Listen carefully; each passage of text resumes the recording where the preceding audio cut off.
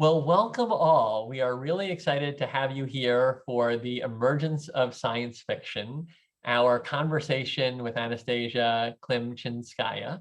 She is a postdoctoral researcher at the Institute on the Formation of Knowledge from 2019 to 2022. And now we are proud to call her a Graham School instructor. And we will be exploring the big questions around how this genre of science fiction emerged. Before we do that, I just want to briefly introduce myself. I'm Seth Green, and on an afternoon like this one, I'm especially grateful to say that I'm Dean of the Graham School here at the University of Chicago. Welcome virtually to our campus. It is as beautiful today as it looks like in this picture. The sun is shining, and we do not need to imagine alternate realities today to be absolutely in love with our environment, but we will, because we'll be diving into science fiction momentarily. I'll just say, for those who are not familiar with the Graham School, that we are the home for more than 130 years of lifelong learning at this great university. And what that means is that we help people across all ages and stages of their life to engage in deep inquiry, to better understand the world, and to live examined lives of purpose. We have 4 program areas that we bring that mission through. We have a Master of Liberal Arts that is among the most respected and rigorous in the world, where you can see across all of the university's divisions through an intensive graduate degree. We have a basic program of liberal education for adults, where you can read the great books in a great environment. And then where we have Anastasia teaching this course in the summer is through our open enrollment, where you can peek across all of the disciplines of the university.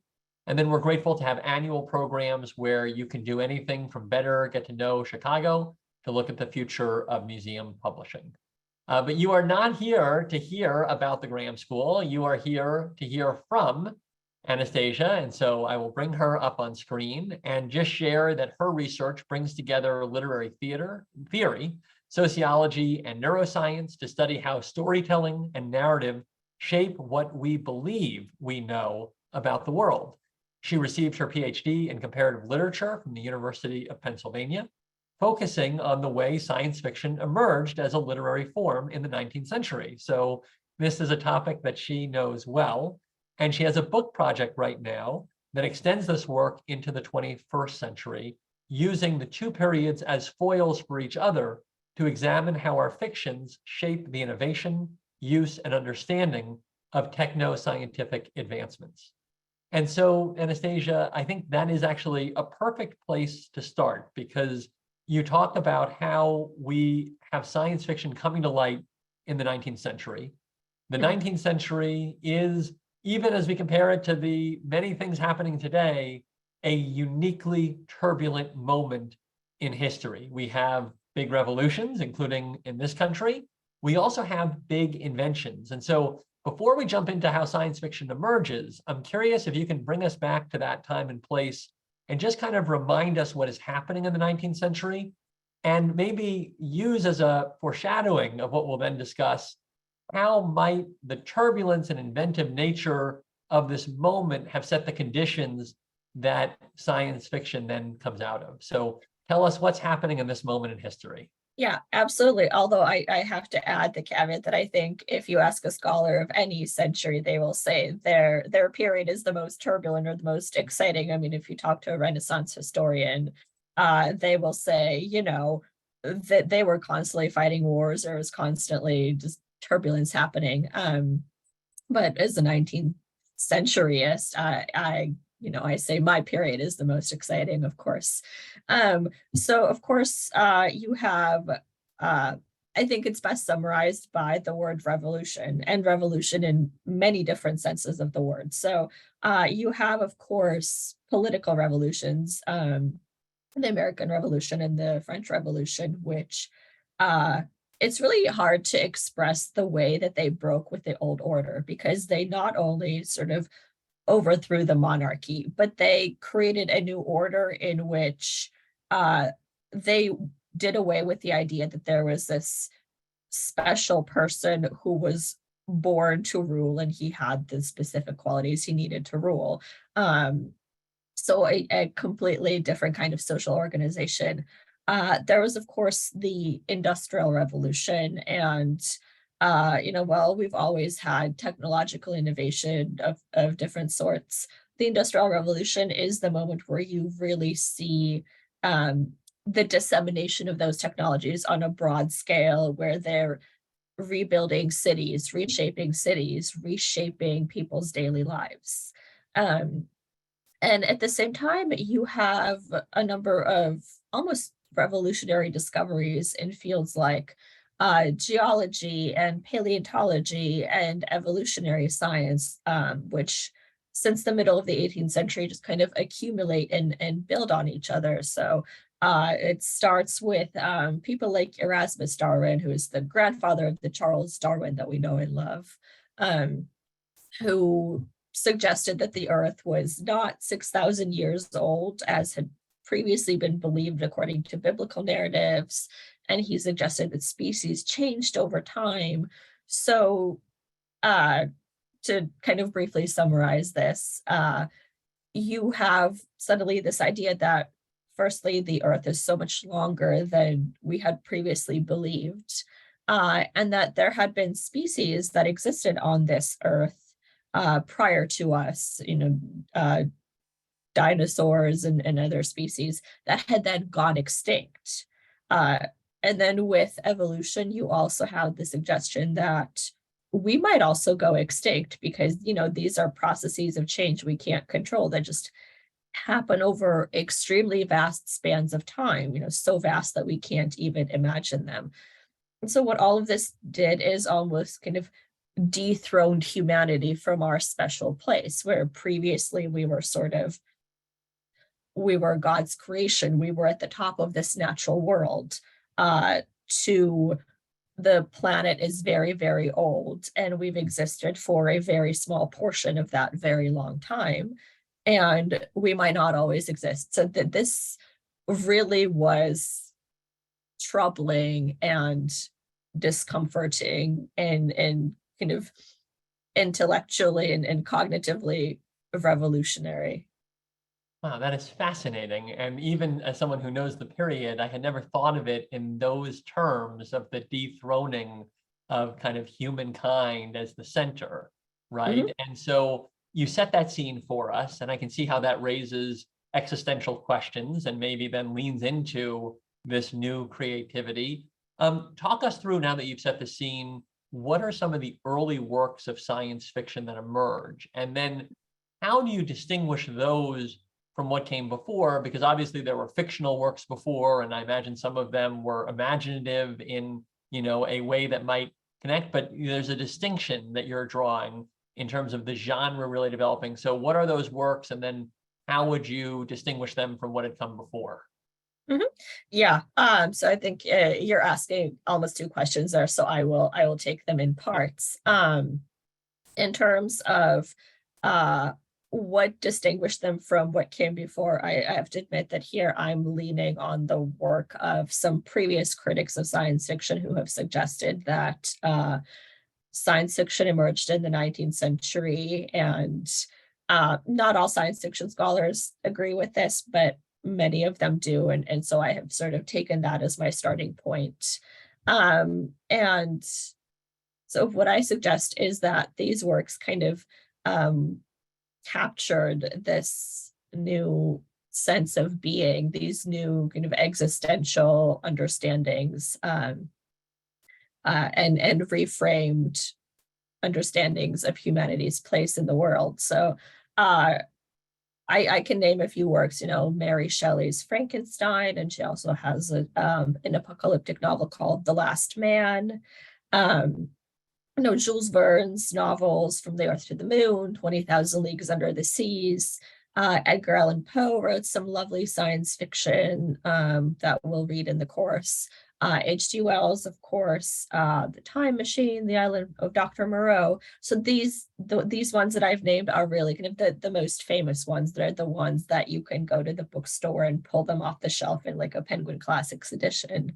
But I really want to emphasize that these are kind of only the most famous works out of a vast, vast landscape, because what I really want to get across is there really was this shift in how humanity understood its place in the world because of all of these kind of transformations and revolutions that I've just enumerated. And so these authors, they weren't just sort of wholesale inventing something incredibly prescient with this kind of prophetic power. What I argue is rather they were capturing something that was kind of in the air. They were capturing this new sense of what humanity's place in the world was, what our relationship to the natural world was, and they were building on each other. They were kind of circulating due to all of these new communication and transportation technologies like the telegraph, and just really sort of building and capturing all of these new ideas. Can you go a little further on that last point about this conceptual shift where, the emergence of science fiction leads to almost a different paradigm for how the humanities sees its relationship to the natural world. Can you say more about that in particular? Yeah, absolutely. And that kind of almost contradiction is actually at the core of my book, which is at the foundation of this course. So on the one hand, with industrialization, you have this really increased scope of power over the natural world. And here I'm borrowing from a wonderful scholar and historian of science named Rosalind Williams, who uses Francis Bacon's phrase, the triumph of human empire, and really suggests that with industrialization, with the dissemination of these technologies, with the way that they entered into people's domestic spaces, there was really this sense that the natural world was something that we could conquer and control, and go past boundaries that we had previously experienced. So with the phonograph, for example, which we call the gramophone today, there was a sense that you could bring the dead back to life in a way. You could make the dead speak. Or there was all of this exploration and resource extraction, which is unfortunately tied up with Western colonialism and imperialism. But looking from the kind of Western point of view, there was a sense that by the end of the century, the entirety of the globe had been mapped, had been sort of, I don't want to say conquered, but in many senses it was. So there was a sense of mastery over the natural world in every sense. But on the other hand, at the same time, there was, as I mentioned, all of these kind of geological, paleontological discoveries that opened up vast swaths of time. It's something that historians call deep time, which is this idea that, the history of the earth is as vast as space out there, too big for us to imagine. And if you look at that vast, vast timeline of the history of the earth, we're just one tiny blip there. Like we're a little bit on that vast, vast timeline. And there's nothing saying we won't eventually go extinct. I mean, according to all of these processes and everything that the historical record suggests about species going extinct and how evolution works, we might as well go extinct, just like the dinosaurs before us. So it's this contradiction, which I think is almost like a paradigmatic shift, where on the one hand, you have this incredible sense of power over the natural world.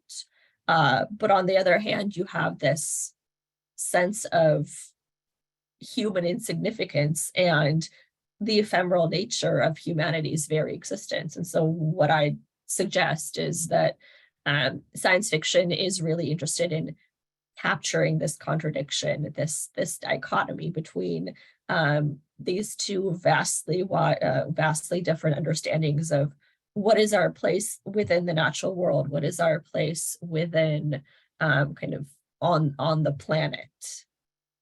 So there are two questions that come to mind. I'll start with this one, but then I want to come over to AI in a moment, because I think what you're grappling with in that is very similar to what we grapple with today, our ability to create and literally invent this future, but then fear it because we can't control it, right? So we'll come back to that. Let me put a pin in it.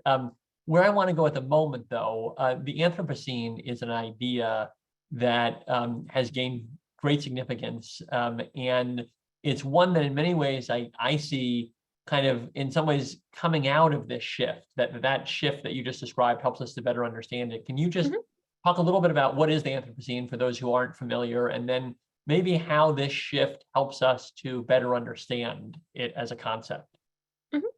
Yeah, so the Anthropocene is this term that at this point I think is a little over 20 years old. And what it really suggests is anthropogenic change over the entirety of the planet. So it's this idea that we, with our industry, our kind of resource extraction, our use of the planet and its resources, have fundamentally changed the planet and its environment, and set into motion all of these forces. So we can see that with climate change or the climate crisis at the moment, where we have hurricanes that are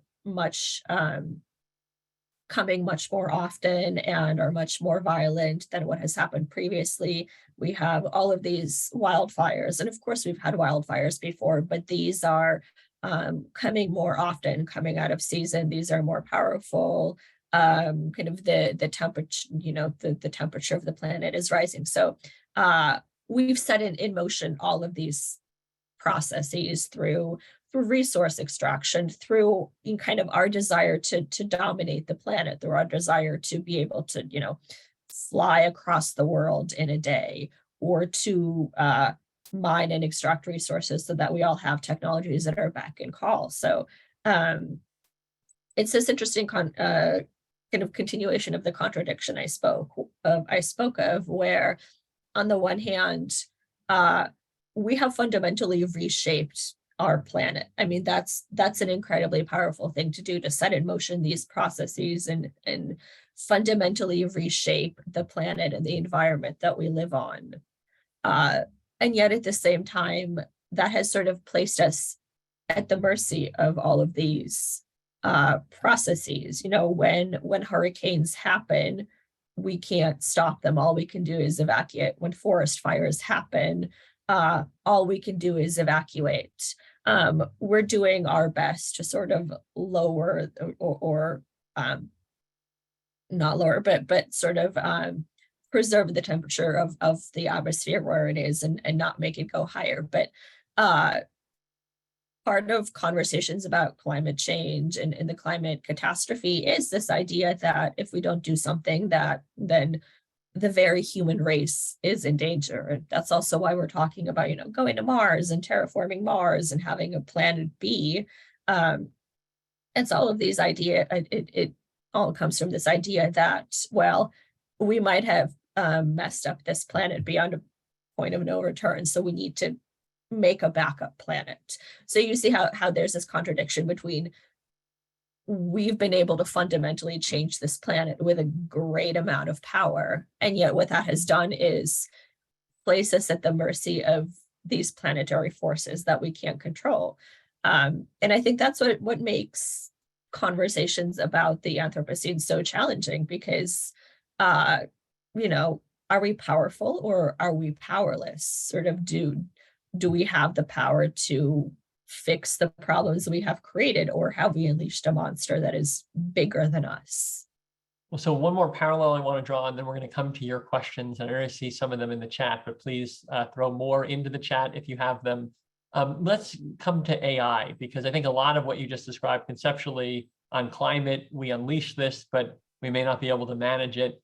We are now wondering about whether that sort of challenge may emerge in the AI space. We've been incredibly inventive. We've, made now these, ChatGPT and other examples where we've given what we would have, I think, previously thought of almost as human intelligence to, an artificial source.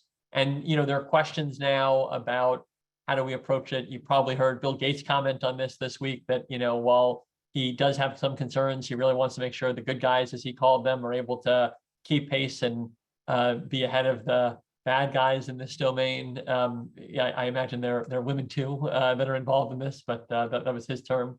In any case, let me come back to you then. How do you think, as we look at the past and how we've grappled with these issues, how do you think that gives us insight into how science fiction may help us to better understand the ethical and other dimensions that are at play in this emerging debate over AI? Like, how do you see the science fiction that's happening and this policy and societal discussion? How do those interact in your imagination? Mm-hmm. Yeah, well, so science fiction has been a tool for kind of moral and ethical thinking, and as a resource to imagine our futures before we make them for a very long time. And I could give you many, many examples from the military, even occasionally hiring science fiction authors and bringing them to conferences that they have to talk about the future of warfare, or companies like Google and AI hiring science fiction authors to kind of envision certain futures so that they can make R&D divisions. So, and most recently, what comes to mind is a wonderful edition of Frankenstein put out by MIT Press, annotated for engineers and scientists and creators of all kinds. And the idea is precisely, let's use Frankenstein to kind of think about moral and ethical issues in science, particularly with genetic engineering. So science fiction has always and will always be a powerful resource. I've even given a talk previously, this was many, many years ago, about how we might be able to use science fiction to create policy around new technologies, because I think with technological innovation is, it happens very, very fast. So if maybe we had a tool that could let us imagine these scenarios before they came to be, so that we could start thinking about what kind of laws and policies and regulations we might enact before this problem or this technology appears, that might be useful. With that said, I am not one of the kind of, I guess, sentient AI doomsday kind of prepper type people. I mean, artificial intelligence has made a lot of steps, it really has, but I really want to caution us that, from my understanding, it's not thinking the way we do. It doesn't have intelligence, it doesn't have a mind. All it's doing is pattern recognition. And when we say, wow, this almost talks like a person, or wow, it can write this essay or draw art, I mean, that's pattern recognition. You gave it a lot of data, and trained it on that data, and it's spitting out things that look like the data that you gave it. But there's no mind behind it. There's no thinking. It can spit out an image that looks like the ones you trained it on, but it can't tell you why those two images are similar. There's no it to tell you. There's kind of like no consciousness. So my concern with AI is sort of less of the kind of Skynet Terminator, it'll become sentient and we've opened Pandora's box. My concern with things like AI is, much more practical concerns. For example, right now, there's a writer's strike happening in Hollywood. And one of the reasons those writers are on strike is they don't want to be replaced by artificial intelligence. They don't want to be out of the job, because they argue that meaningful creative labor cannot be replaced by AI. So those are the kinds of changes I'm concerned with, rather than the kind of apocalyptic Terminator style, war game style, this sentient AI will wake up and start sending nukes kind of scenario. That is kind of my take on it. Obviously, there's many very smart people who disagree with me on this, but that's kind of my 2 cents, I suppose.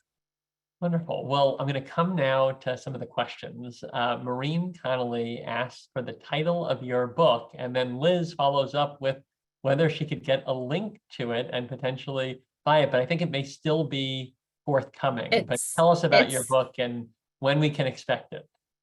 Oh boy, it's in progress. And one thing you have to know is that if regular publishing is slow, then academic publishing is twice as slow. It's a very long process. So it's currently in progress. I'm sort of nearing completion on the manuscript, and I'm in conversation with some presses about publishing it.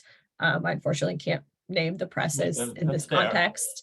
But I, hopefully, knock on wood, in the next couple of years, that will see the light of day. And I apologize that I can't give you, a closer date. But with academic publishing, it really does have to go through so many rounds of peer review that it's a long process. But I'm very excited about it. And when it does sort of have a publication date and a contract, I will, announce it on all of my social media channels and things like that. And I think the other part of your question is if I could say a little bit more about the book. So the book is essentially the basis for this class. So the kind of thing I articulated about this paradigm shift and this contradiction in humanity's place in the natural world and how science fiction captures that really is the thesis of the book. So what you guys are getting, if you take the class, is kind of a preview of that argument. It's, I guess, you will be the first to know, and maybe I'll even share a few little bits from the book as some of the readings. Wonderful. Well, that only adds to the excitement then of the possibilities this summer should people take your class. I'm going to come to other questions. Edward Shupak says, how would you relate Bellamy's looking backward and his socialist paradise to existentialism? To existentialism? Yes, yeah, I acknowledge this is beyond my knowledge set, but you may be familiar with Bellamy and existentialism as a paradigm. I'm familiar with Bellamy, and he does appear in the book. I don't know if I could speak to his relationship to existentialism as a philosophy, but I can speak to his context in terms of 19th century science fiction. So his book came out in 1877, and it kind of launched this almost micro genre of futuristic utopian fictions. And what was really interesting about those is the utopian tradition is very old. You have Thomas More's Utopia, you have Plato talking about Atlantis. There's this whole genre of speculation about other societies and alternate ways of being. But what happens in the 19th century is that speculation moves from elsewhere in space to elsewhere in time. So it's no longer some island in the sea like Atlantis or some kind of city in a distant land. It's the future that is the potential utopian society. And there's many reasons for this that I think are beyond the scope of this talk, but a lot of it has to do with evolutionary thought and the way that evolutionary thought got applied to sociological thought and ideas about social development, to the point where if you wanted to think about utopias, realistically, you had to set them in the future. And Bellamy was kind of and the first of this mini kind of trend or mini utopian movement that was doing that at the end of the 19th century. So our next question comes from Michelle, and she asks, how seriously were novels like Island of Dr. Moreau regarded when they first came out in terms of launching dialogue as cautionary tales? Were they ever part of academia or just regarded more as, quote, pulp reading? So science fiction only became sort of part of the pulps in about 1926 in America when Hugo Gernsback launched a magazine called Amazing Stories. And he said, we're going to publish science fiction, which is the H.G. Wells, Jules Verne, Edgar Allan Poe type of story. That's when science fiction entered the pulps and became kind of almost ghettoized a little bit. But before that, you didn't necessarily have this category of science fiction as like this pulp genre for kids that we shouldn't take seriously.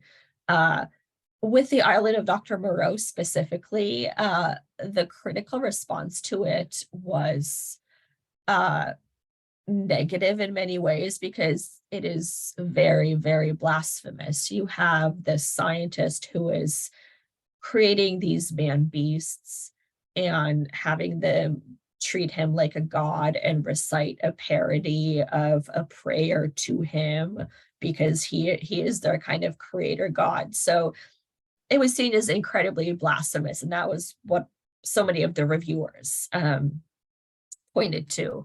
But then if you look at somebody like Jules Verne, for example, who was incredibly popular, a bestseller, he sold really well, not just in France, but in Imperial Russia, in the United States, in England, everywhere. He was read very widely, and he was referenced really widely in newspapers of the day. You know, people would write they would write into a newspaper and they would write a kind of op-ed, I guess we could call it, and say, you know, this is the future, heavier than air flight, as Jules Verne imagines in this novel called Robert the Conqueror, is the future. Or, look, we've invented an electrically powered submarine, just like the one that Captain Nemo had. So he was really, you know, a touchstone for understanding technological change, but also the technological change within a social context. Well, that's actually a perfect segue to Michael Price's question, who asks, what is the relationship of science fiction and prediction? Examples he mentions of the military listening to scientific fiction authors and maybe foretelling the future. Or he says, is it simply entertaining and encouraging brainstorming? And then a final question from him: did the scientific fiction authors who failed to predict the future, meaning, you know, authors who came up with something that doesn't end up coming true in any respect, do they go the way of the dodo? Meaning, you know, how much of, you know, your effectiveness long term or your, you know, visibility is dependent on you actually having some prediction ability. So coming back to that big picture question, the relationship in your mind, and now that you've looked over hundreds of years, of science fiction and prediction. Yeah, so that's a complicated question for many reasons. So let's see if I can make my way through them. So the first thing I would say is that I look at science fiction as almost like cultural evidence, or as I guess you could call them, like seismographs. That's a term I borrow from a wonderful critic named John Tresh. So I'm interested in how do these works capture the way that people were thinking about humanity's place in the world, following all of these revolutionary changes. And so in that sense, the prediction part isn't really important to me because, you know, it doesn't matter whether they correctly predicted the particular technology. What matters is how did they think about the relationship of technology and the natural world? How did they think about humanity's new place in the world? You know, for example, H.G. Wells's time machine, you know, obviously, as far as we know, we have not invented a time machine.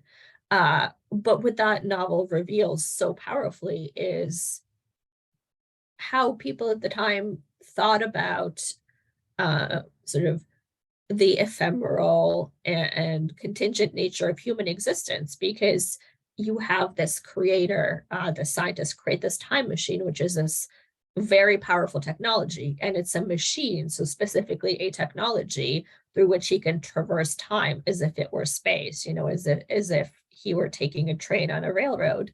But he uses it to go to the end of time and see a moment in time when humanity is extinct, when we have turned into these like crab-like creatures and there's no oxygen left on Earth, so he literally can't breathe. So Earth is uninhabitable for human beings. And again, there's no prediction there in the sense of, the technology there is irrelevant. But in terms of how he combined this incredibly powerful technology, so again, that triumph of human empire, with this revelation of humanity is insignificant, humanity is ephemeral, we might well go extinct, and in the future is going to just be kind of the twilight of planet Earth. The combination of those two things, I think, really aptly captures how people were thinking and feeling about this new moment in time. That's fascinating. And I love the idea that science fiction tells us about who we are today, even as it projects this future, right? It's a reflection of where we are. Richard, yeah. Oh, yeah, if you have a comment. I wanted to add that, science fiction can have also powerful predictive capacities, and that's why we draw on it. That's why, again, Google hires sci-fi authors. That's why the military hires sci-fi authors. So there is value to that. But I think that when we kind of play the game of what technology did this science fiction author invent wholesale that then came into being, like what did he kind of predict? I think that gets us away from the complexity of what science fiction can do, of the way that works of science fiction are really embedded in a cultural and social and material context, and the way that they reflect, just like any work of literature, they reflect how people were thinking and dreaming and fearing at a particular moment in time. So Richard Tuttle asks, how does the science fiction genre differ between American and British literary traditions historically? And I don't know if you could draw a contrast, and it might fit into, especially in the 19th century, there are very different contexts between, where an American author may be and British author, to the conversation you had at the beginning. Yeah. So with the caveat that I focus just a little more on the British side of the Atlantic than the American side, I will say that the differences emerged from very different social contexts, in the sense of, if you think about the early 19th century, the United States is a brand new country. I mean, it's decades old at the most. Its scientific institutions are brand new.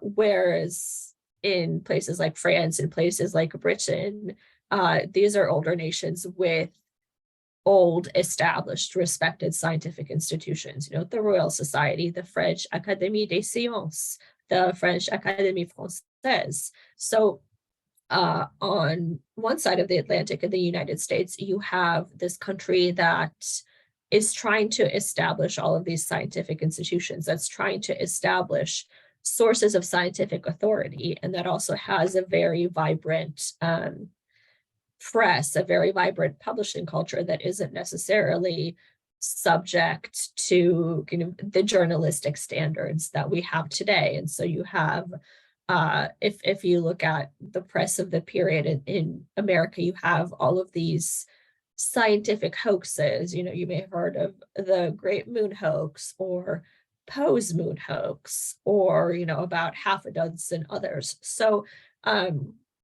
it's this very chaotic environment when it comes to scientific discovery and scientific authority. Whereas in France and Britain, you have sort of these more established institutions and these kind of more established newspapers and literary categories, and during some periods, forms of censorship during particular periods of empire and monarchy. Um, and so that I think that plays a big role in terms of scientific hoaxes like Poe's and like the Great Moon hoax.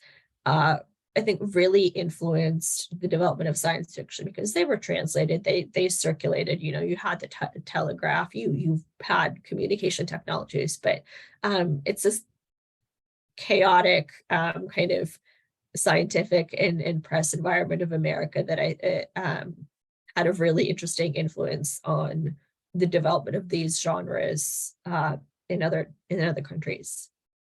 Tom Rodko asks, what is your reaction to the work of Samuel Delany, and where do you think he stands in the pantheon of science fiction writers? I don't know that I have a particular sort of stance on Delany. I wish I had a better answer to that question, but I must admit that I spend more time in the 19th century than the 20th. So I don't know that I'm familiar enough with the work of Delany to give the kind of nuanced answer that you might be looking for. Joseph Barron points out that there are these hero journeys in epics, you know, the Aeneid, the Odyssey. How might they embody some of that spirit of science fiction? And then, you know, how do you separate them? And I heard some of that earlier, obviously, in these books, maybe humanity is at the center and there's not some of these existential questions. But yeah, I mean, as you think about those journeys and epics, you know, how do you separate to where you see science fiction beginning? Yeah, I also just wanted to give a quick shout out to the chat because somebody noticed my poster of Data from Star Trek in the back. So thank you for noticing. In terms of heroes' journeys and that kind of more broadly, I think the travel tale, the Odyssey, I think that's a really big influence on science fiction for numerous reasons. One is that science fiction is so often about the discovery of the unknown. It's about the encounter with the unfamiliar or the alien. You know, in Star Trek, it's the final frontier. In Jules Verne's, his series of science fiction novels is called The Extraordinary Voyages into Known and Unknown Worlds. That's kind of the title of his works.